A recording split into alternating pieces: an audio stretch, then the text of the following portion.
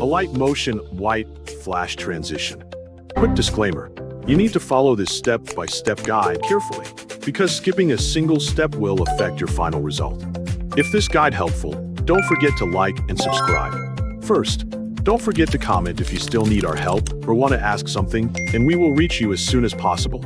Second, opening Alight Motion and waiting for the app to load completely. Once the app is ready, press the plus button at the bottom of the screen to create a new project.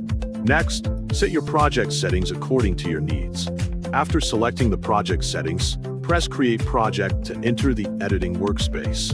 Once the project is open, press the plus button in the bottom right corner and import the footages that you want to use. After importing the footages, adjust the position of both clips in the timeline so they are arranged correctly for the transition. Next, add a rectangle shape into your timeline.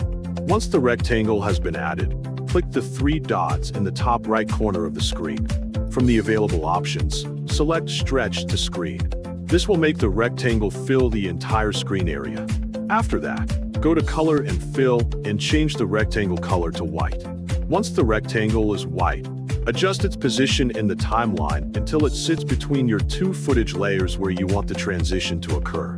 After positioning the rectangle, go to Blending and Opacity. Add a keyframe at the first frame of the rectangle layer and set the opacity value to 0. This makes the rectangle completely invisible at the beginning of the animation. Next, move to the middle point between the two footages in the timeline. Add a second keyframe and set the opacity value back to 100. This makes the rectangle fully visible at the center of the transition, creating the bright flash effect. Once the second keyframe is in place, move to the end of the rectangle layer. Add another keyframe and set the opacity value back to 0.